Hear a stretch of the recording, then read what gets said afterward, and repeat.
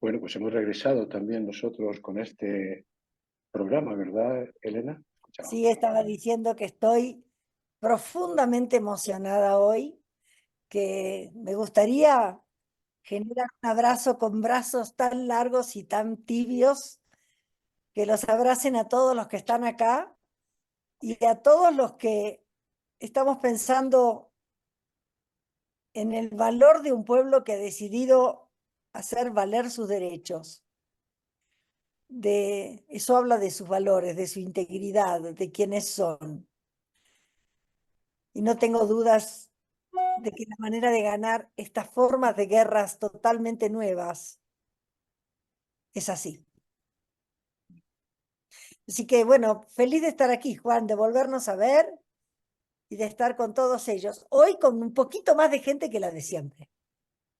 Sí, y más que van a llegar, estoy seguro. Pero yo quiero, antes de dejarle la palabra a Elena para que nos diga un poco la introducción que hacemos siempre en este programa, es darle las gracias a todos ustedes que aceptaron nuestra invitación, sabiendo que vamos a hablar de un tema que tiene conmovido al mundo entero, que, que realmente ha trascendido las fronteras. Hoy veía periódicos de varios países y este era uno de los temas que conmovían la conciencia de todos aquellos que creemos en la democracia. Que muchas gracias por venir aquí. Tenemos con nosotros a Juan Pablo Guanipa. Más adelante haré una presentación más detallada de él. Ahora le quisimos que estuviera desde el principio para que viera cómo discurre este programa. Bueno, Elena, cuéntanos en qué programa estamos y todo esto. Bueno, mira, este es un programa muy especial porque además coincide en que es un número capicúa, es el 22. Coincide también que este invento que surgió en plena pandemia, en una conversación, no sé si recuerdas, después de una conferencia en la que nos pusieron juntos, eh, y en la cual, bueno, disfrutamos ese momento y nos pusimos a conversar y se creó esto que se creó y que lleva 4 años, y varios de los que están acá, hace 4 años que están viniendo al programa, o sea, realmente una maravilla. En aquel momento decidimos trabajar para crear esperanza, para mantener viva la esperanza como, no sé si llamarlo sentimiento, pero algo que realmente es mucho más profundo que una emoción y que se conecta y nos conecta con la vida. En esos programas hemos tenido desde esta señora maravillosa de Chile que tiene una fundación donde atiende a niños con discapacidades y reemplaza a sus padres mientras sus padres trabajan en la atención a ellos, a esta pintora que pintó todas las casas de un pueblo y cada casa es un mural que pinta su historia.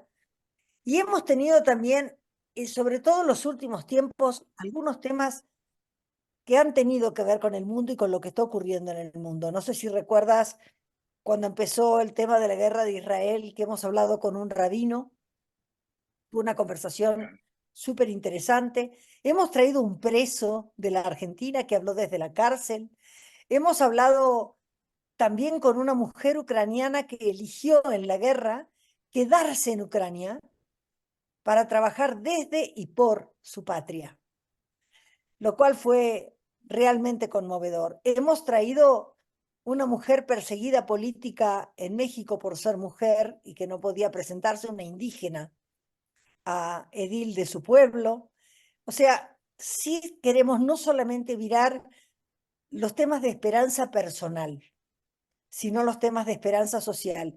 Y creo que hoy estamos llegando a otro punto súper interesante, porque a mí me gustaría que tú introdujeras cómo el mundo hoy mira a Venezuela, que es un país que está haciendo una guerra de una manera absolutamente desconocida. Sí, hoy diríamos que este programa surge cuando el mundo entero, como decía antes, mira a Venezuela y también mira a uno de los más oscuros capítulos de la historia de la democracia. Porque no solamente es que se haya ido lentamente rompiendo todo aquello que caracteriza lo que llamamos democracia, todos los contrapesos posibles que garantizan la libertad, sino que juega a hacer unas elecciones y cuando todos los datos dicen que está perdida, ellos consideran que está ganada. Por eso nuestro invitado será alguien que representa a la oposición y representa a la democracia venezolana, a quien yo tuve el gusto de conocer hace algunos años, como más adelante contaré. Pero justo hoy, que comentábamos antes de abrir la pantalla del programa, este jueves 22 de agosto, el Tribunal Supremo de Justicia de Venezuela ha confirmado la victoria de Maduro en las elecciones del 28 de julio y quiero leer textualmente, porque muchos lo habrán leído, especialmente en Chile, seguramente algunos en Venezuela, no sé si allí lo habrán dejado publicar, pero hoy el presidente Boric pidió en su cuenta X el siguiente mensaje que representa su posición, pero que además ha sido más contundente que ninguna declaración. Y dice así: hoy el Tribunal Supremo de Justicia de Venezuela terminó de consolidar el fraude. El régimen de Maduro obviamente acoge con entusiasmo su sentencia, que estará asignada por la infamia. No hay duda de que estamos frente a una dictadura que falsea las elecciones, reprime al que piensa distinto y es indiferente ante el exilio más grande del mundo, solo comparable con el de Siria, producto de una guerra. He visto a los ojos a miles de venezolanos que claman democracia, su patria, y que hoy reciben un nuevo portazo. Chile no reconoce este falso triunfo autoproclamado de Maduro y compañía.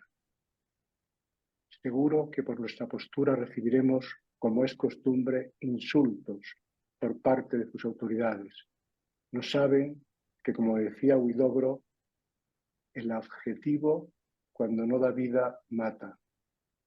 Y ellos han asesinado la palabra democracia. La dictadura de Venezuela no es la izquierda. Es posible y necesaria una izquierda continental, profundamente democrática y que respete los derechos humanos sin importar el color de quien los vulnere. Un progresismo transformador que mejore las condiciones de vida de su pueblo, construyendo comunidad en vez de individualismo. Encuentro por sobrepolarización. Hacia allá caminamos en Chile. Mis respetos a todo el pueblo venezolano que lucha por la democracia, la justicia y la libertad. Es difícil hacer un comunicado tan claro, tan rotundo, que no admite ninguna forma de justificación, incluso cuando es un gobierno claramente que representa a la izquierda de este país y que posiblemente entre la parte más extrema habrá recibido críticas, pero ha tenido la valentía de decir esto. Creo que esto permite poner el tono de este encuentro a partir de lo que una autoridad del continente le dice a otra autoridad que no es del continente, que es simplemente de un grupo de personas que han decidido capturar. Pero bueno, pasemos entonces, porque ya todo el mundo querrá que empecemos con Juan Pablo. Nosotros siempre tenemos un momento 2 en el que conversamos sobre qué es para nosotros la esperanza, cómo vemos la esperanza. Entonces, Elena, te cedo la palabra de nuevo. Bueno, yo creo hoy que una de las cosas que está ocurriendo, como le decía Juan Pablo recién cuando nos saludamos, es que si nosotros iniciamos este programa sobre la esperanza en plena época de la pandemia, hoy hay una pandemia venezolana en el mundo, en donde aparece esta complejidad entre la esperanza y la lucha social por el poder, que es muy profunda y multifacética y que se transforma en un tema central de análisis de conflicto y del deseo de cambio en el país. Y en este contexto de tanta crisis económica tan larga, política y social, la esperanza en Venezuela se convirtió en el motor para la resistencia y para la búsqueda de justicia hoy por parte de diversos sectores de la sociedad. Yo te diría casi todos.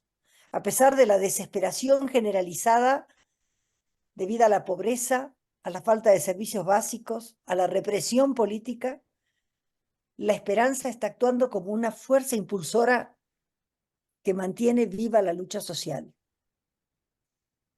La otra cosa que yo creo que es fundamental decir hoy es este valor que esta esperanza está sirviendo para construir Venezuela, en donde se están encontrando gente que pensaba absolutamente diferente uno de otros, porque no es que todo el mundo piense que María Corina es la solución para Venezuela, no.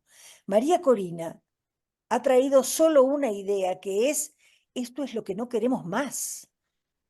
Hay otros puntos de vista políticos en Venezuela, pero han decidido darse la mano. Yo creo que es un tema de empatía irresistible, en donde todas las fuerzas políticas han decidido dejar de lado sus diferencias en los cómo, para todos de la mano decir: esto es lo que no queremos más. Queremos volver a ser un pueblo libre. Queremos volver a ser un pueblo reconocido y que esté orgulloso de sí mismo. Entonces, es un honor hoy hablar con los venezolanos, los que se quedaron y los que se fueron, que, como dijiste, el número de venezolanos que emigró es tal vez una de las migraciones más altas del mundo. Así es que, honrada de estar hoy juntos, admirada de la resiliencia de este pueblo, admirada de ver la fuerza que tienen para pararse sobre los valores y que desde esos valores estén intentando volver a conquistar la libertad que proclaman. Te lo dejo a ti, Juan. Bueno, gracias. Benedetti escribió un conocidísimo poema que se llamó Defensa de la Alegría. Ese poema empezaba diciendo: defender la alegría como una trinchera, defenderla del escándalo y la rutina, de la miseria y los miserables. Hoy seguramente Benedetti añadiría otros versos, otras palabras, ¿no? Imagino que diría de los populistas y los narcoestados, de los dictadores fascistas disfrazados de socialistas del siglo XXI. Quién sabe lo que escribiría, pero creo que podría esa defensa de la alegría aún completarla más. Hace 4 años, con Elena, como hemos explicado antes, decidimos defender la esperanza. Esa fue un poco la idea. Nosotros defendemos la esperanza como Benedetti defendía la alegría, y por ello iniciamos este programa con la intención de traer a personas que en las situaciones más adversas, en los momentos más complejos y complicados, seguían teniendo la fuerza de luchar por aquello que creían. Y ella ha citado a varios ejemplos de esas personas de distintos mundos, rubros, países que estuvieron viviendo. Las situaciones como la de Venezuela preocupan al mundo, no solamente por lo que les pasa a los hermanos venezolanos, sino por lo que implica dentro de un régimen que hasta ahora hemos considerado el mejor de los posibles para vivir en convivencia. Y claro, esto desanima, decepciona, desencanta, pero fíjense que junto con todo eso también mueve a la acción. Y aquí tenemos ese ejemplo de personas que les mueve a la acción. A una acción que yo quisiera tener la capacidad de que mi voz la pronunciara con mayúsculas, no simplemente con las letras minúsculas en las que solemos representar. Son aquellos que en la adversidad encuentran el impulso de sus propias convicciones. Hace años yo recuerdo que con otro español, con Salvador García, autor del libro La dirección de valores por valores, hicimos una manera, él estuvo aquí en Chile trabajando y juntos planteamos una forma de hacer el planeamiento estratégico de organizaciones basados en los valores, siguiendo una definición que él hizo, que a mí me parecía al principio demasiado prosaica, y luego me fui convenciendo que era muy certera. Él decía que los valores son núcleos de orientación de la acción, porque cuando realmente creemos en ellos, nos mueven hacia su significado. La rebelión que se está produciendo en el mundo hoy tiene que ver con ese valor de la justicia, con considerar injusto esto que estamos viendo. En este programa también ya hablamos de esa frase también fantástica de Václav Havel, el último presidente de Checoslovaquia, que hizo una distinción muy interesante que nos va a servir para la conversación que vamos a tener hoy. Él dijo, esperanza no es lo mismo que optimismo. No es la convicción de que algo saldrá bien, sino la certeza de que algo tiene sentido independientemente de cómo pueda resultar.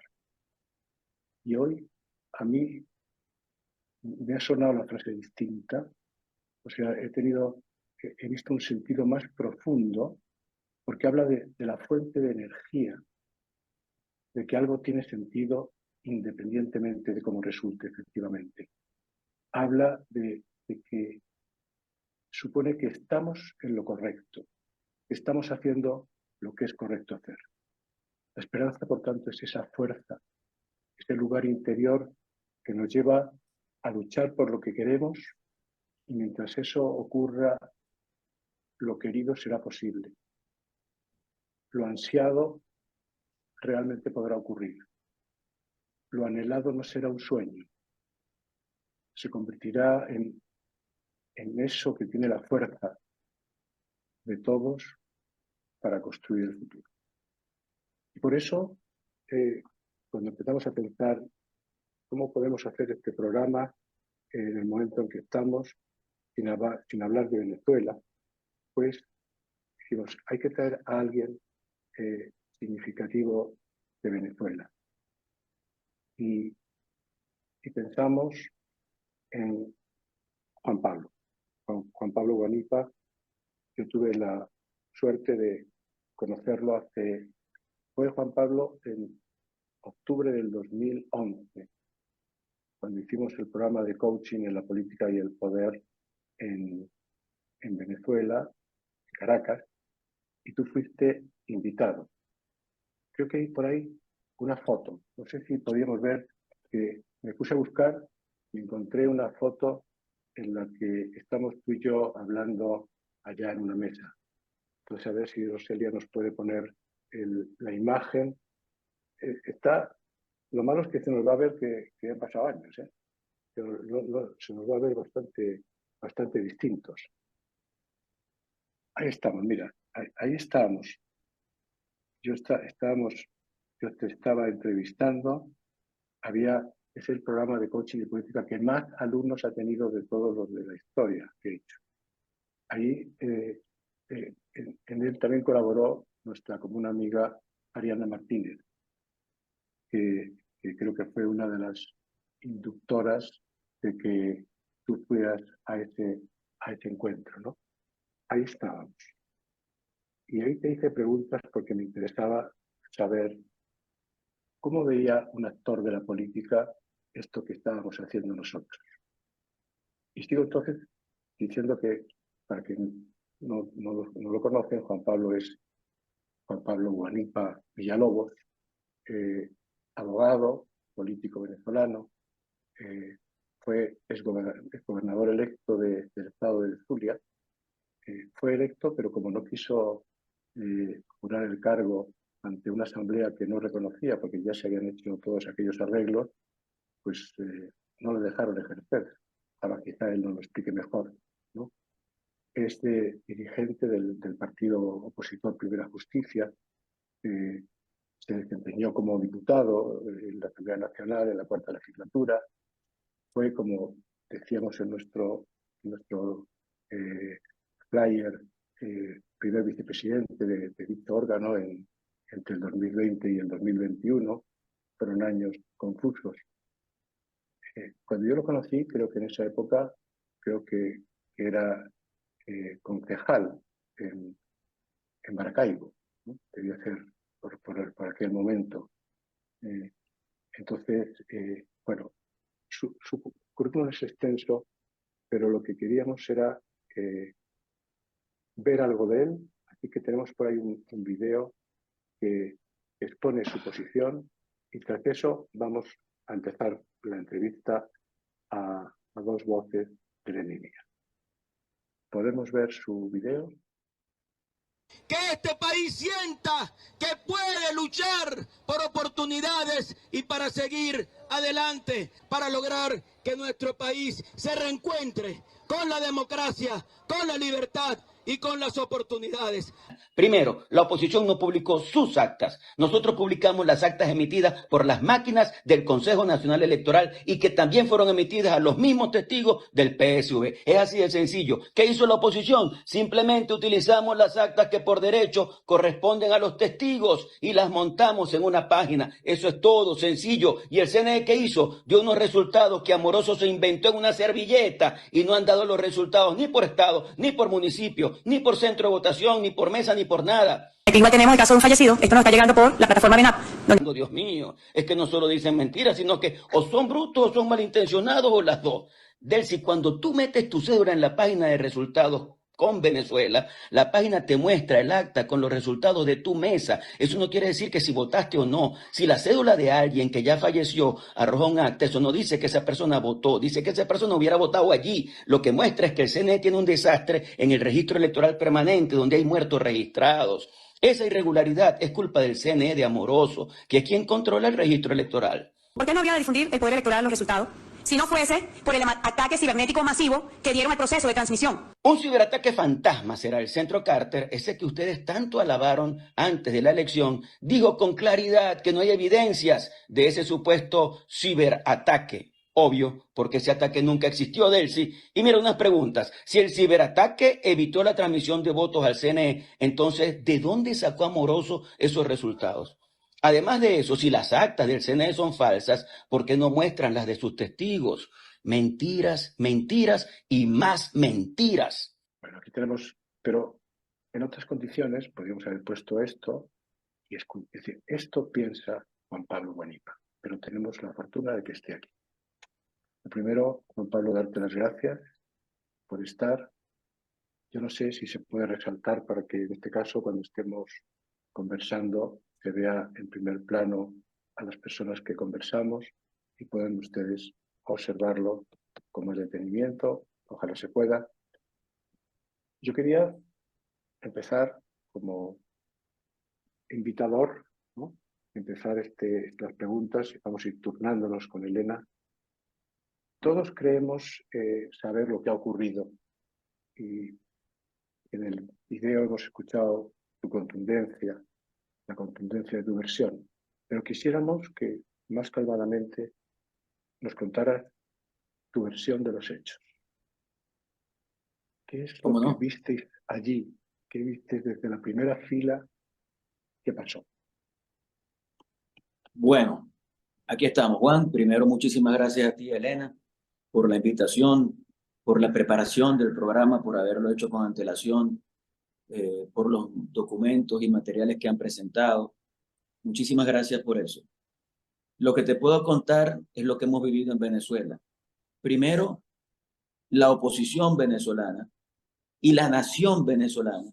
Tenemos 25 años luchando en contra de un régimen dictatorial que comenzó con el triunfo electoral de Hugo Chávez, que había intentado par de veces un golpe de Estado.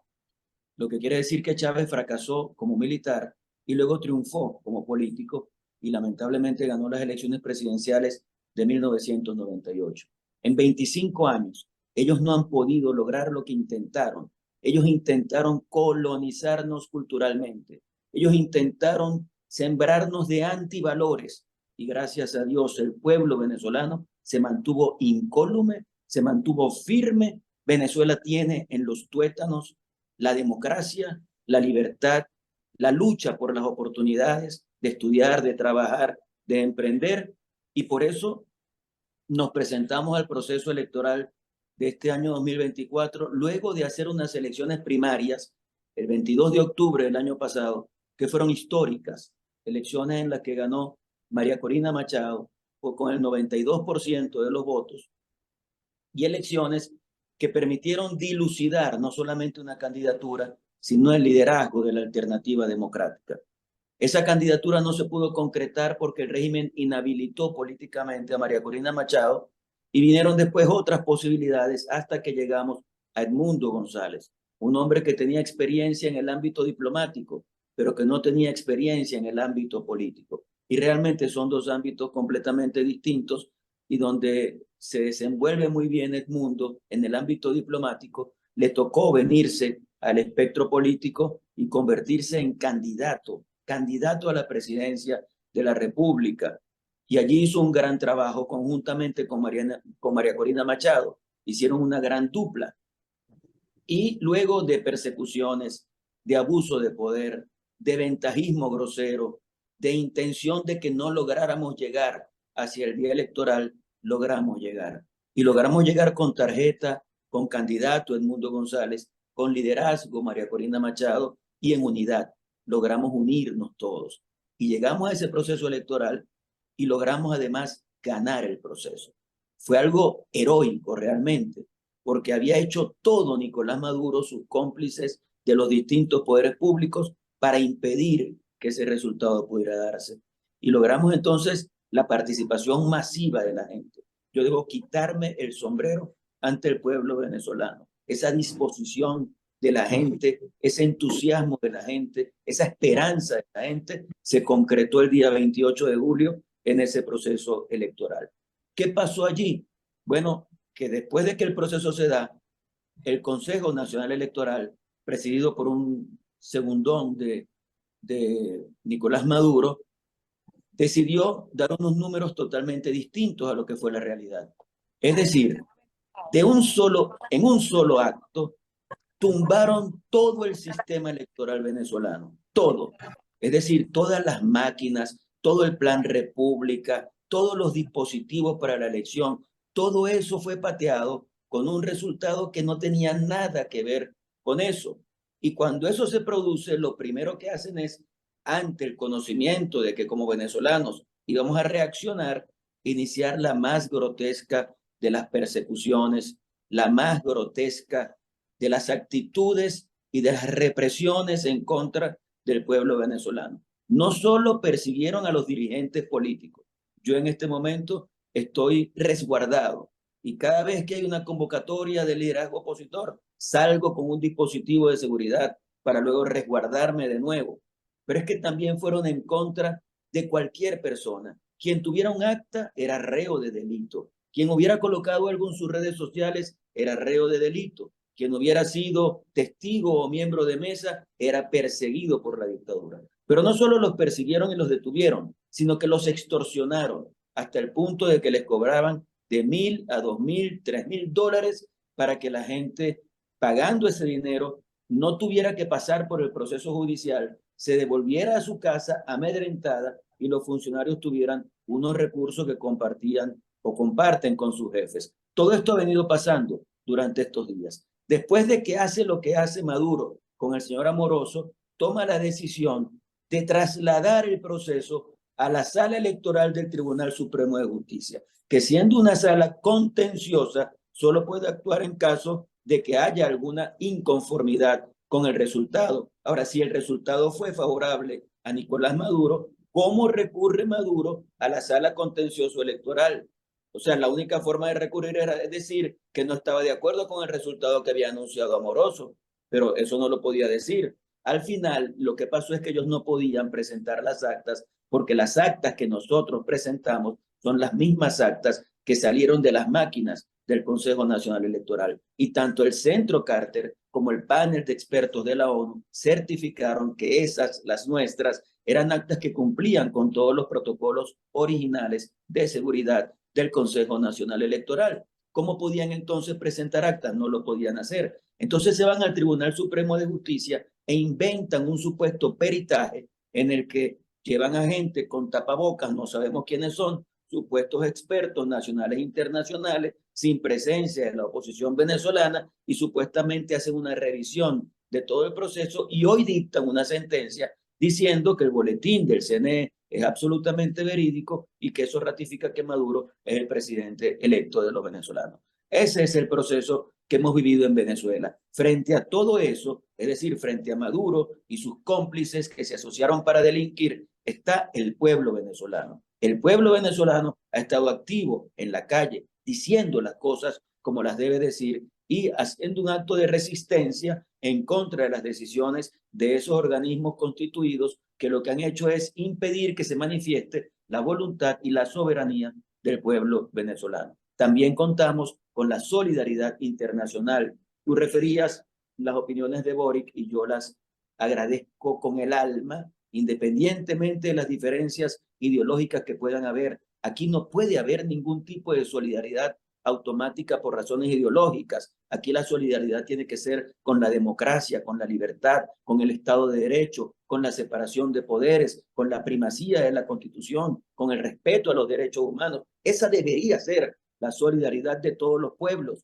y no porque soy amigo de un gobernante llegar a una conclusión de respaldo sin ningún sustento por esa amistad. Así que yo reconozco en Boric y también en la comunidad internacional, yo diría en el mundo occidental, ha habido un apoyo total a lo que nosotros hemos hecho y al desconocimiento a Nicolás Maduro. Esa es la situación actual. Después de la sentencia de hoy, viene la reacción que la hemos estado conversando y discutiendo y que seguramente se va a dar en las próximas horas, y seguiremos en la lucha con la presión interna, con la presión internacional y también con la búsqueda de que los factores de apoyo que tiene Nicolás Maduro en las distintas instituciones puedan asumir lo que realmente pasó el día 28 de julio y podamos juntos decidir que lo que vamos a hacer es respaldar la verdad y no acompañar a alguien que tiene delirios de poder, de corrupción, de dinero, y que alrededor de esos tres aspectos está la alianza que tiene con los altos sectores de cada uno de los poderes públicos. Esa es la situación actual de Venezuela. Gracias, Juan Pablo. Elena, tu pregunta. Yo estoy profundamente emocionada como mujer, como persona, por ver el nivel de unión, el nivel de valores, o alrededor de qué valores se han reunido todos los venezolanos. Y han llamado esos valores en el mundo. Y tampoco dudo de que van a seguir esta lucha adelante, pero perdón por lo que voy a decir. Hace unos años atrás también dijo que había ganado. Y Guaidó dijo, desde hoy, colateralmente, el presidente. ¿Cuál es el antídoto, ustedes, para no caer en la resignación? El gobierno sigue siendo sordo a los reclamos. Mira, primero, sí, son circunstancias que podemos referir, pero que son distintas en la realidad, ¿no? Cuando en 2018 hubo elección presidencial, las elecciones en Venezuela eran generalmente a finales de año, y en el caso del presidente de la República, constitucionalmente asume el 10 de enero del año siguiente a la elección. Entonces, siendo a finales de año, hay un mes o 2 meses para lo que es la transición hacia el nuevo presidente. En aquella oportunidad, año 2018, Maduro, con su Consejo Electoral, decidió adelantar las elecciones para el mes de mayo y romper con todos los protocolos de una elección para evitar que nosotros pudiéramos ganar como podíamos ganar en aquel año. Eso hizo que después de que hubo un trabajo en República Dominicana para lograr un acuerdo, ese acuerdo se rompió y la oposición decidió no participar al considerar que esa elección era completamente írrita. Siendo completamente írrita, según la Constitución venezolana, habiendo un vacío de poder, asume el presidente de la Asamblea Nacional y fue cuando Juan Guaidó asumió la presidencia interina. Lamentablemente ese proyecto no funcionó y bueno, seguimos en esta lucha y ahora la hemos concebido como una lucha en la que participamos electoralmente, pero han visto ustedes cómo esta gente ha pateado completamente ese proceso electoral y ha violentado todo lo que ha pasado. Ahora, ¿cómo no resignarnos?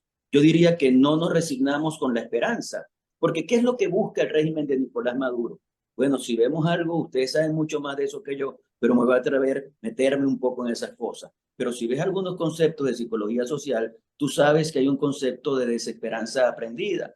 Y ese concepto de desesperanza aprendida lo ha venido utilizando Nicolás Maduro y su equipo durante todo este tiempo. Ellos buscan en nosotros la desesperanza. Ellos buscan en nosotros la desesperación. Ellos buscan en nosotros que decidamos no participar. Ellos buscan en nosotros que sintamos que no hay nada que hacer, que tenemos que resignarnos a seguir con Maduro y ver cómo nos entendemos allí en algunas cosas para poder subsistir. Pero se ha encontrado con un pueblo noble, se ha encontrado con un pueblo corajudo, se ha encontrado con un pueblo que todos los días despierta a las 5, a las 6 de la mañana a buscar la solución de sus problemas, a buscar la alimentación de sus hijos, a buscar su proyecto de vida y su realización personal y familiar. Ese pueblo ha estado totalmente en contra de todas las intenciones de Nicolás Maduro de constituir y consolidar en Venezuela un régimen totalitario.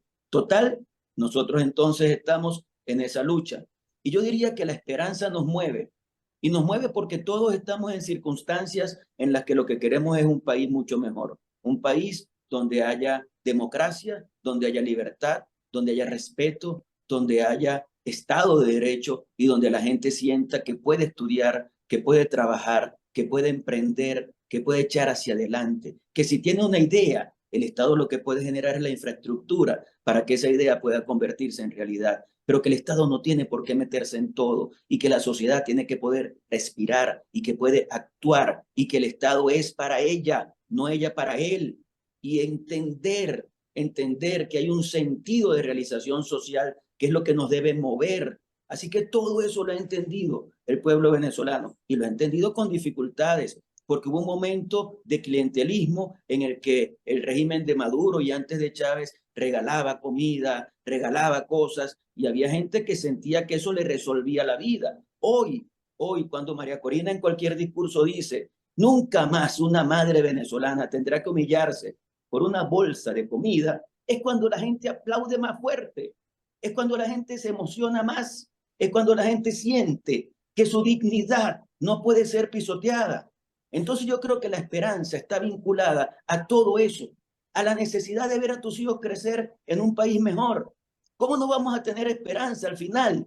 Tú discutías si la esperanza era un sentimiento o era una emoción. Para mí la esperanza es una decisión. Tú tomas la decisión de tener esperanza. Tú tomas la decisión de ir hacia el futuro, de continuar, de dar la lucha, de ver en ese futuro la posibilidad de concretar un país libre y democrático. Así que eso nos mueve a los venezolanos. Y estoy seguro, completamente seguro, de que los vamos a vencer. Perdón, Juan, yo te agradezco muchísimo esta respuesta y quiero hacerte otra pregunta que ni siquiera la hablé con Juan. Permiso, Juan. Voy a seguir metiendo dedos en donde no corresponden, las llagas. Este gobierno, como tú dijiste, ¿no?, creó un clientelismo a través de o dar propiedades o cosas por el estilo, y también dio armas, porque han logrado que muchos sectores sociales fueran controlados por otra gente, mismo barrio, al que el gobierno armó. ¿Qué pasa hoy con esa gente y esas armas? Mira, esa gente le dio la espalda a Maduro. En las últimas elecciones, en los barrios más pobres de Venezuela, en los barrios más pobres del oeste de Caracas, la gente votó por Edmundo González. Los números que están publicados reflejan un triunfo que es un triunfo transversal, es decir, cubre todas las clases sociales, cubre todos los estados del país, los más ricos y los más pobres, todos, todo el país votó en favor de Edmundo González, pero es que todo el país votó en contra de Nicolás Maduro. Nicolás Maduro se ha convertido en el ser más repudiado de la Venezuela actual. La gente lo rechaza profundamente, por eso no hay forma alguna de que él pueda demostrar que pudo ganar una elección, porque es que esa resistencia en su contra se siente, se ve permanentemente en la calle. Entonces, ese grupo de gente de los sectores más populares dejó esas armas y apoyó a la candidatura de Edmundo González Urrutia. Y ese grupo de gente fue baleado por Maduro después de la elección, porque a esos barrios más pobres fue donde se fueron, como a cobrarles el hecho de que le habían quitado el apoyo a Nicolás Maduro y fueron agresivos con esos barrios y generaron miedo. Y es normal que se pueda producir el nuevo gobierno, ¿no? Yo tuve el privilegio de que allá por el 2008, no tengo la fecha exacta, pero sé que se constituye la MUD, la Mesa de Unidad Democrática, y vino una comisión a Chile para conocer cómo había hecho la concertación que gobernaba en ese momento, que fue la que tomó el poder al salir de la dictadura de Pinochet, cómo partidos que eran tan distintos también habían conseguido formar gobierno y gobernar. Y bueno, estuvieron conversando, hablaban de cuando se producen las diferencias, cómo se resuelve, y alguien en una de las conversaciones en el Ministerio de Planificación, en Mideplan, les habló de que habían utilizado el coaching, de que habían tratado de que en aquellos lugares que hay diferencias se produjera, y citó mi trabajo en concreto con varios de las autoridades del gobierno de Chile. Es algo que creo que hablamos cuando nos conocimos. Yo creo que están muy mal. Y tuve la conversación. Entonces, en el siguiente viaje, hay por ahí por favor, apaguen los micrófonos, hay por ahí algún micrófono encendido.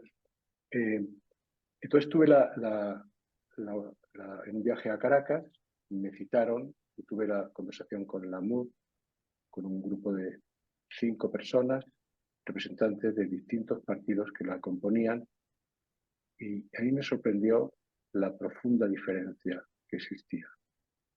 Es decir, tocábamos un tema, yo hacía una pregunta, me contestaba alguien, e inmediatamente algunos de los que estaban presentes daba una versión muy diferente, ¿no? Entonces, digo, hoy a mí me produce mucha emoción veros unidos, pero ¿hay en este momento un proyecto de gobierno que pueda superar esas diferencias? Si mañana resulta de que por cualquier método, no creo mucho en la negociación, pero resulta de que las Fuerzas Armadas le quitan su apoyo y Edmundo González es el nuevo presidente, a lo cual es un tema que es una infidencia, ¿no? Pero de alguna forma hay un programa de gobierno que se haga cargo de las propias diferencias que hay en vuestro sector. Bueno, mira, lo primero que te digo es que en efecto hemos logrado una unidad en la diversidad. Somos distintos, tenemos distintas formas de ver las cosas, tenemos diversos partidos políticos, solamente en la plataforma unitaria hay 10 partidos políticos y allí no está el partido de María Corina, o sea, súmale 20 Venezuela y hay unos 20 partidos más que están allí alrededor de nosotros y que siguen acompañándonos en todo este esfuerzo. Ahora, el hito de esa unión estuvo en la primaria. En la primaria yo debo decirles que quise ser el candidato de mi partido. Enrique Capriles también quiso ser y el partido a nivel de su dirigencia media decidió que el candidato iba a ser Enrique. Yo apoyé a Enrique. Después Enrique desistió de ser candidato y ganó María Corina Machado. Cuando ganó María Corina Machado, nos abrazamos completamente a su ideal y la acompañamos sin ningún tipo de cortapisa y sin ambajes, totalmente acompañada. ¿Por qué? Porque uno tiene que respetar la democracia, uno tiene que respetar la opinión de la mayoría, y la mayoría, dijo, es ella. Evidentemente teníamos también identidad en la forma de ver la lucha, y entonces eso facilitó las cosas. Y luego ha venido todo este proceso en el que se ha venido discutiendo un plan de gobierno, no solamente después de las primarias, antes de las primarias ha habido inversión de mucho tiempo y de muchos equipos de trabajo en la construcción de un plan básico que se llama Plan País, que evidentemente hay que revisarlo, hay que actualizarlo, hay que lograr que esté al día. Yo humildemente soy profesor de planificación estratégica del sector público y la planificación nunca termina. La planificación es un proceso que va siempre desarrollándose y las circunstancias van cambiando y podemos irla modificando de acuerdo a esas circunstancias, a metas cumplidas, a cosas por hacer, a nuevas necesidades, etcétera, etcétera. Entonces, hemos estado trabajando en esa área y yo te puedo decir que tenemos la base de un plan de acción que nos puede unir. Sin embargo, hay mucho trabajo por hacer todavía. Hay algunas ideas que ha tenido María Corina en cuanto a la gestión del gobierno con las que algunos no coinciden y hay que lograr los consensos necesarios para poder hacer una gestión. Pero obviamente lo más importante es lograr el cambio político. Hay que seguir trabajando en eso, pero lo más importante es lograr que ese cambio político se pueda concretar y ahí es donde tenemos concentrado todo el esfuerzo. Gracias por la sinceridad. Elena. Bueno, yo también creo que si ustedes perseveran en esta, yo creo que ya más que esperanza es fe, de que esto se va a dar porque ya es una decisión, como dices. Va a venir otra etapa en la que Juan, en vez de pensar en la política, piensa en lo social. Y entonces desde ese lugar te pregunto, ¿cómo van a hacer para cerrar las heridas sociales? Porque hoy la gente parece unida detrás de algo, pero tú dijiste cosas que son grandes verdades, Juan. Dijiste ya las madres, por un tema de dignidad, no quieren más la bolsa de comida. Cuando un pueblo encuentra que ha perdido la dignidad, tal vez encuentra más la fuerza en la rabia, en la persistencia de su odio, que en el logro de otra cosa, ¿no? Hay mucha gente que yo supongo en Venezuela que debe creer hoy que tal vez sin el gobierno no tenga ninguna posibilidad. ¿Cómo imaginan ustedes ese cerrar las heridas sociales? Mira, Venezuela es un país en el que obviamente hay diferencias sociales como en todos los países del mundo, pero donde a mi modo de ver las diferencias no son tan marcadas en cuanto a la relación de unos con otros. Por ejemplo, te voy a dar algún ejemplo. Muchos podemos tener una señora que nos ayuda en la casa, que nos ayuda con la cocina, que nos ayuda con la limpieza de la casa. En nuestro país, en general, esa señora pasa a ser parte de la familia. Es decir, se convierte en alguien que nosotros valoramos. No es solamente una empleada, es también alguien que nosotros valoramos. Y nosotros recibimos gente de muchas partes del mundo. Venezuela siempre fue un país de inmigrantes, nunca fue un país de emigrantes, solo ahora con esta situación. Y mira que lo hemos pagado caro, 8 millones de personas, esa es la tercera parte, la cuarta parte de nuestra población. Eso se dice fácil, pero eso desestabiliza completamente a un país, como desestabiliza también a los países que reciben a esa migración porque no están preparados para eso. Entonces, con toda la gente que vino a Venezuela desde distintas partes del mundo, hemos hecho, a mi modo de ver, un gran país donde las diferencias pueden existir, pero están matizadas por el carácter del venezolano, están matizadas por nuestra forma de ser, están matizadas por nuestra alegría. Entonces creo que hay como la base para poder recuperar socialmente al país. Aquí lo que tenemos es que lograr una palabrita que a mí me parece que es básica completamente para que el país pueda cambiar rápido, y esa palabra es confianza. Si nosotros logramos recuperar la confianza en Venezuela, si logramos que la gente vea a Venezuela como un país para invertir, como un país que tiene las reglas claras desde la perspectiva jurídica y de Estado de Derecho para que las inversiones puedan tener el menor riesgo posible, aunque siempre lo habrá, pero donde la gente sienta que puede invertir, yo creo que vamos a recibir muchas inversiones y vamos a poder dinamizar con mucha rapidez la economía, y los cambios culturales sí serán un poco más complejos, y lo son, siempre lo son, pero también apuntaremos hacia allá, de manera que podamos mantener esos valores que nos han unido, que son los valores de los que hemos hablado, que es el valor de la democracia, también de la libertad, pero también valores como la justicia, como la participación, como la solidaridad, como la libertad, como la igualdad de oportunidades, no la igualdad raza, sino la igualdad de oportunidades, y que todo eso nos ayude a construir una mejor sociedad. Yo creo que la presencia de Maduro en la presidencia de la República se convierte en una traba gravísima para que esos problemas puedan ser resueltos. Que salga Maduro es la posibilidad de respirar, y a partir de ese, yo siempre digo que es que estamos como asfixiados los venezolanos en este momento, nos estamos asfixiando y necesitamos respirar un poco. A partir de la salida de Maduro, el país va a respirar y vamos a lograr todos esos avances desde la perspectiva económica y social que permitan que el país esté mejor. Tú sabes que hoy el sueldo de un venezolano son $3 al mes. Voy a repetírtelo, son $3 al mes. Eso evidentemente que no alcanza absolutamente para nada y que es un irrespeto total a la dignidad de la persona humana. Entonces, yo sí pienso que nosotros podemos lograr cambios rápidos en el momento en que logremos sacar a Nicolás Maduro y podemos iniciar un gran proceso de transformación de nuestra patria. En ese objetivo, que es claro, es evidente, que os une a todos, que es visto en el mundo como necesario igualmente, de las muchas soluciones o mediaciones o caminos que se hablan, es cierto que es difícil imaginarse algunos, pero ¿estaríais dispuestos a que para que salga Maduro y su gobierno hagamos un paréntesis en la justicia y se haya impunidad?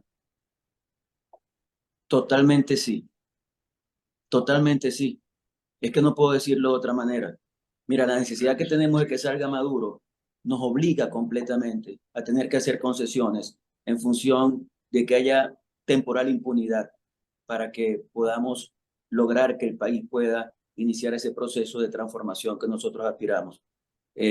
Ha pasado en otros países del mundo y creo que es absolutamente necesario para nosotros. Es más, nosotros hemos dicho una y otra vez, ayer saqué un video dirigido a los chavistas de Venezuela y hemos dicho, hermanos, ustedes tienen espacio en la Venezuela que nosotros queremos construir. Ustedes tienen la posibilidad de desarrollarse en un mundo de democracia pluralista, donde haya distintas ideas en distintos partidos y cada uno pueda desarrollarse desde la manera en que lo considere, siempre respetando la Constitución y las leyes. Lo que ha intentado hacer hoy el Partido Socialista Unido de Venezuela es destruir la voluntad del pueblo venezolano. Eso no lo podemos permitir, pero nosotros tenemos la responsabilidad de echar hacia adelante y por eso tenemos que abrir espacios para ellos, espacios para sus dirigentes, espacios para sus militantes, espacios para los funcionarios de gobierno que se sienten vinculados al chavismo. Para todos ellos hay que abrir espacio. Y para la gran cúpula, que ha sido una cúpula corrompida, posibilidades de impunidad y de que salgan a distintas partes del mundo. Todo eso lo hemos considerado y todo lo hemos valorado y obviamente estamos de acuerdo con eso.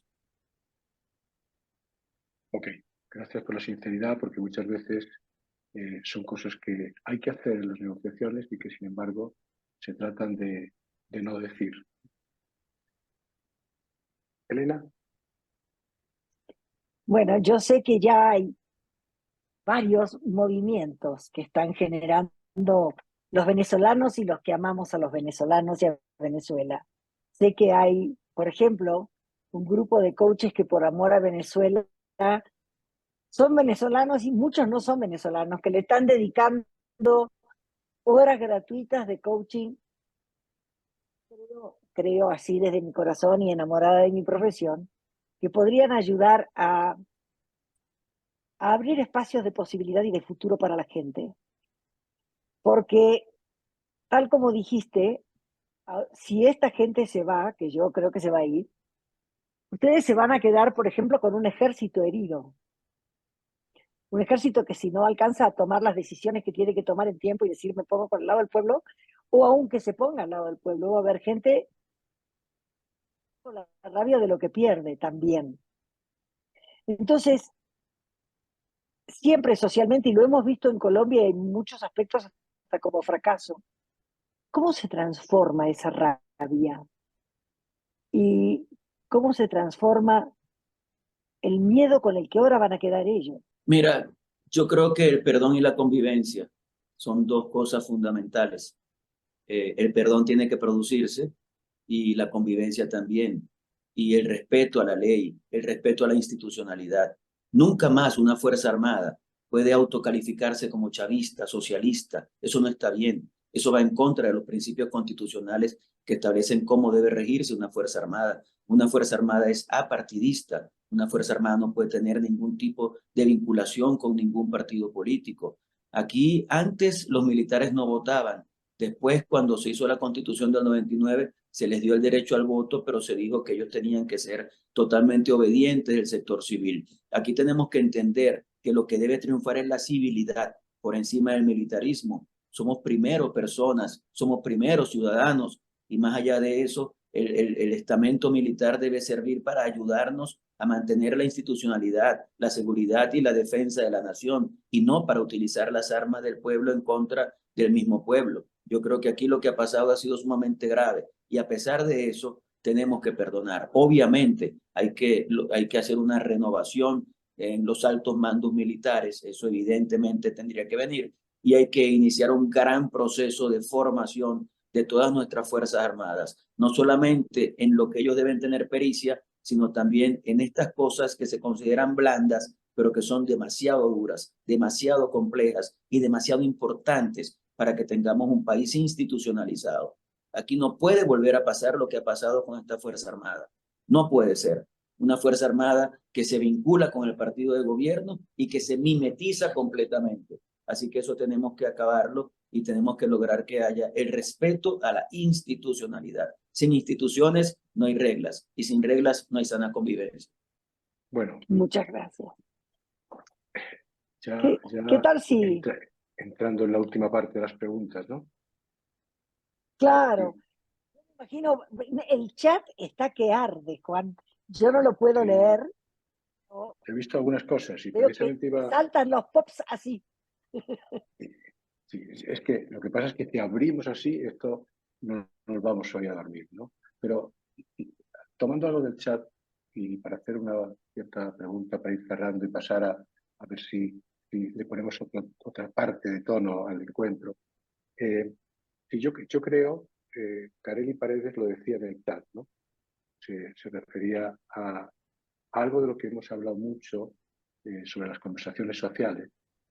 Estas conversaciones que hay los articuladores, los coaches, las personas que trabajan en ese mundo hemos conocido y que yo creo que Venezuela va a requerir abrir un proceso de conversaciones sobre el dolor, conversaciones sobre todos, unos y otros, han sentido dolor.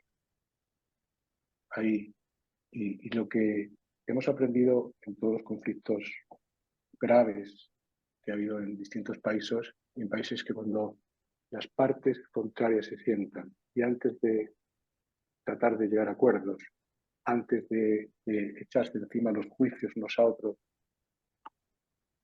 plantear el dolor del que han tenido, empieza a producirse una suerte de cordón, como es el cordón umbilical, que en ese momento empieza a volver a juntar, a darnos cuenta de que lo hemos pasado mal, que lo hemos pasado mal desde distintas posiciones. Bueno, en ese sentido yo quisiera preguntarte, para por mi parte, terminar las preguntas, aunque me pasaría horas hablando para pedirte más detalles y cosas al respecto. El mundo está pendiente. Aquí en esta sala hay personas de distintos países. ¿Qué llamado harías tú al mundo? ¿Qué pedirías como venezolano y como dirigente de la oposición? Mira, al mundo, me preguntas que qué le pediría a la gente fuera de Venezuela. Sí. Mira, nosotros necesitamos mucho acompañamiento, nosotros necesitamos mucha solidaridad. Venezuela es un país que ha sido un país puntero en muchos aspectos y que en este momento está muy deprimido. Y deprimido no solamente en lo económico, en lo social, en lo afectivo. Y yo creo que todos tenemos que hacer un gran esfuerzo para salir adelante. Pero nosotros necesitamos concretar la posibilidad del cambio político y para eso necesitamos el acompañamiento del mundo. Siempre hemos dicho que la primera responsabilidad es nuestra, que nosotros somos los primeros que tenemos que actuar y que en nuestras manos tiene que estar la solución. Pero indudablemente que seguir trabajando conscientes de que tenemos el apoyo de la gente, de que tenemos el acompañamiento, de que la gente que tiene contactos con embajadas, con gobiernos, también puede ejercer algunos mecanismos de ayuda a la situación que estamos viviendo, de influencia en la realidad que estamos viviendo, de abrir los ojos a gobernantes que probablemente están motivados por algunos intereses que no son los adecuados. O sea, todo eso lo necesitamos en la Venezuela de hoy. Necesitamos ese acompañamiento que también se traduzca en manifestaciones como la que tuvimos hace unos días, el sábado, en la que participaron no solo venezolanos, sino amigos de Venezuela en el mundo y que en 300 ciudades o más pudimos ver esas manifestaciones que nos hacen alentarnos mucho en la lucha que tenemos por delante. Así que necesitamos ese acompañamiento en este momento. Gracias. ¿Algo más que preguntar, Elena?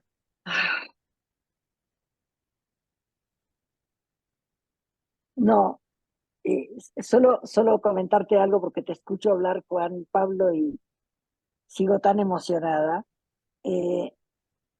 Yo trabajo mucho en diseño de futuro.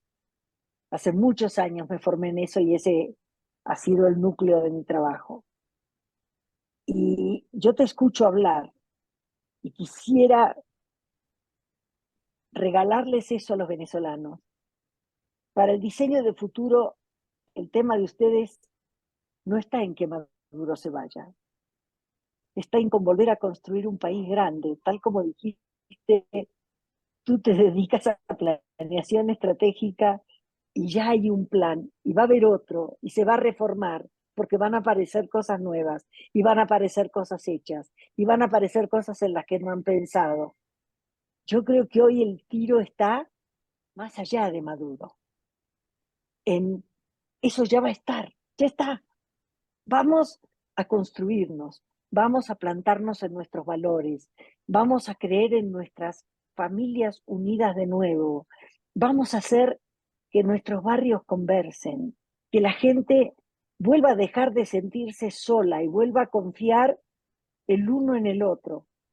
Y si esta red de coaches puede funcionar y alguna vez nosotros hemos parado un tiempo, pero a mí no se me va la idea, podemos hacer ese trabajo social que queríamos hacer en otros lados y lo pudiéramos hacer en Venezuela para generar estas conversaciones que vuelvan a unir a las comunidades, sería un honor contribuir para que podamos sanar las heridas de un país. Y al decir país, estamos hablando de toda la gente que está dentro. Así que yo, honrada y conmovida por la conversación de hoy, Juan. Bueno, y nosotros te tomamos la palabra, así que ayúdanos a construir No ese dudes, futuro. claro que sí, cuando quieran. La palabra clave es esta que ya se empieza a leer en el chat y que es reconciliación, ¿no? O sea, ese futuro, como plantea Elena, tiene que ser un futuro de reconciliación y cuando eso ocurra, lo más probable es que pues volverán a ondear las banderas y toda esa alegría que el pueblo venezolano puede tener, porque una de las cosas que me pareció maravilloso de los 7 años que estuve trabajando allí, yendo y viniendo, era la explosión de alegría que está en el alma de ese pueblo. Nosotros tenemos una costumbre, Juan Pablo, y es que, aparte de darte las gracias por haber venido, las gracias por tus respuestas, por tu contundencia, por la firmeza, por la claridad, por la sinceridad. Aparte de eso, te queríamos invitar a que te quedaras hasta el final, porque... Esa es nuestra consigna, así que hasta el final. Vamos a estar hasta el final. Es cierto, hasta el final. O sea, entonces, no puedes decir que no, te quedas, porque la última parte la dedicamos a la poesía. Siempre nos vamos escuchando poesía, porque la poesía es el lenguaje generativo que nos lleva a otras dimensiones que salen de los cuadrados y las lógicas y aparece lo que de otra forma sería imposible, y con una canción final. Entonces, abrimos, Elena, el espacio poético. Tú tienes Abramos el espacio poético. Yo te invito a que esta vez lo hagamos juntos. Juntos. Descubrir a claro, por favor, Juan, descubrir a un poeta venezolano que se llama Rafael Cadenas, que escribió un poema que se llama Derrota. Y Juan empieza así, yo no me acuerdo cómo sigue, a ver si después tú te acuerdas.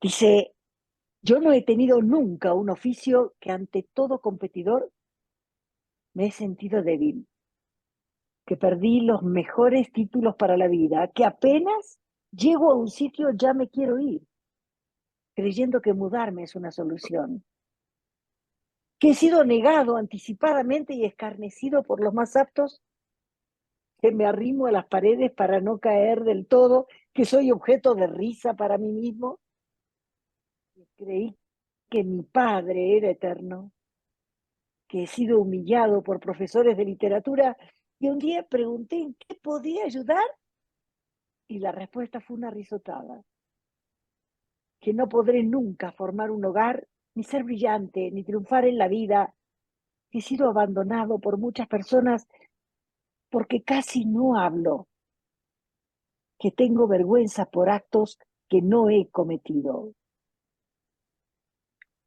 Que poco me ha faltado para echar a correr por la calle, que he perdido un centro que nunca tuve, que me he vuelto el hazmerreír de mucha gente por vivir en el limbo, que no encontraré nunca quien me soporte, que fui preferido en aras de personas más miserables que yo, que seguiré toda la vida así, y que el año entrante seré muchas veces más burlado en mi ridícula ambición. Que estoy cansado de recibir consejos de otros más aletargados que yo. Usted es muy quedado, avíspese, despierte. Que nunca podré viajar a la India. Que he recibido favores sin dar nada a cambio, que ando por la ciudad de un lado a otro como una pluma, que me dejo llevar por los otros, que no tengo personalidad ni quiero tenerla. Que todo el día tapo mi rebelión, que no me he ido a la guerrilla, que no he hecho nada por mi pueblo, que no soy de las FARC, pero por todas esas cosas y por otras, cuya enumeración sería interminable, que no puedo salir de mi prisión, que he sido dado de baja en todas partes por inútil, que en realidad no he podido casarme ni ir a país, ni tener un día sereno, que me niego a reconocer los hechos, que siempre babeo sobre mi historia. Imbécil. Y más que imbécil de nacimiento, que perdí el hilo del discurso que se ejecutaba en mí y no he podido encontrarlo. Que no lloro cuando siento deseos de hacerlo, que llego tarde a todo. Que he sido arruinado por tantas marchas y contramarchas. que ansío la inmovilidad perfecta y la prisa impecable, que no soy lo que soy ni lo que no soy, que a pesar de todo tengo un orgullo satánico, aunque a ciertas horas haya sido humilde hasta igualarme a las piedras, que he vivido 15 años en el mismo círculo, que me creí predestinado para algo fuera de lo común y nada he logrado, que nunca usaré corbata, que no encuentro mi cuerpo, que he percibido por relámpagos mi falsedad y no he podido derribarme, barrer todo y crear de mi indolencia, mi flotación, mi extravío, una frescura nueva, y obstinadamente me suicido al alcance de la mano. Me levantaré del suelo más ridículo todavía para seguir burlándome de los otros y de mí hasta el día del juicio final. Bueno, Rafael Cadenas es uno de los poetas emblemáticos de Venezuela, que es admirado por los que nos gusta la poesía de todo el mundo. ¿Te parece que podemos leer ahora uno cada uno solo? ¿Te parece? Claro, Yo te toca.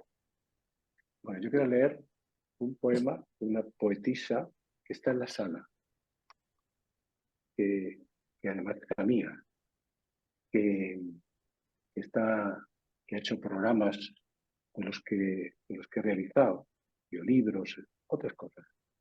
Ella se llama Luisa Elena Sucre. Y el otro día, en el chat, nos mandaba, de vez en cuando nos manda sus poemas, y yo siempre le pongo notas en su blog, que se llamaba Posverdad.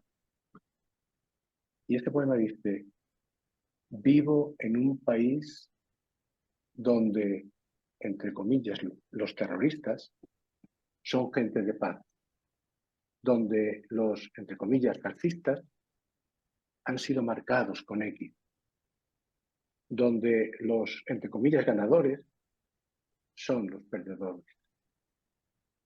Vivo en un país donde Goliat es quien empuña la onda. Vivo en un país torcido, donde la verdad se ha escondido debajo de las piedras a la espera de mejores tiempos. Allí late, resiste.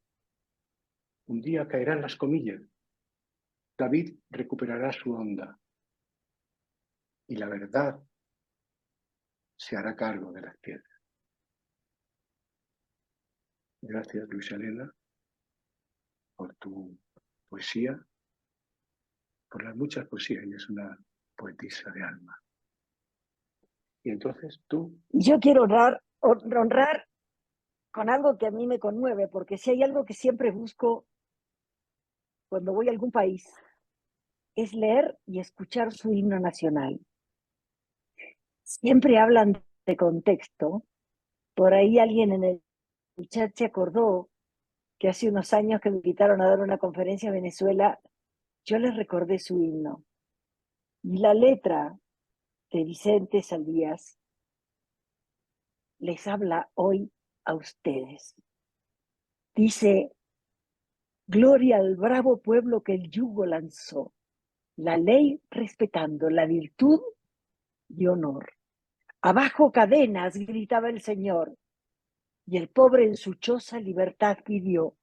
A este santo nombre tembló de pavor el vil egoísmo que otra vez triunfó. Gritemos con brío: muera la opresión. Los fieles, la fuerza es la unión. Y desde el empirio el supremo autor un sublime aliento al pueblo infundió. Usted, unidas con lazos que el cielo firmó, la América toda existe en nación. Y si el despotismo levanta la voz, seguid el ejemplo que Caracas dio. Y queremos regalarles esta versión extraordinaria. Por favor, Roselia. Y gracias. Impresionante, ¿verdad? Impresionante. Por los músicos que nos regalaron, ¿eh? Sí. Yo no sé si, me imagino qué le pasará a Maduro escuchando este himno, porque es como si estuviera hecho precisamente para este momento. pero para este momento dirigido justo al pueblo que está pidiendo justicia y rebelión. Bueno, pues hemos llegado al final. Hasta dentro de 2 meses no habrá otro programa de Motivos para la Esperanza. Darles las gracias por estar aquí, repetir nuestras gracias a Juan Pablo. Ahora para marcharnos todavía habrá una cancioncita por ahí, supongo, ¿no? Que siempre tenemos que en el momento final, más allá del himno, pero el momento de decirles gracias y estemos atentos. El mundo necesita la atención de todos para que no se consume una felonía, para que la democracia vuelva a tener valor. ¿Escuchamos entonces? Bueno, Landa, yo he visto por ahí que le han dicho muchas gracias a Luisa Elena, que está por ahí. No sé, Luisa Elena, si Aquí, gracias. como poeta quieres decir alguna cosa. No, conmovida, ahí, ¿no? Conmovida, gracias. Esto fue un regalazo que nos han dado. Los quiero. Muchas gracias, A ti. Juan, Elena y Juan Pablo. Muchísimas gracias. Bien, pues ahora sí, con esto nos vamos a la... Bueno, Gracias. un gran abrazo para todos. Gracias. Gracias. Bueno, gracias. saludos a todos. Gracias a ustedes, gracias. Gracias, Gracias, Juan, Juan. Elena, Juan Pablo, gracias. Gracias.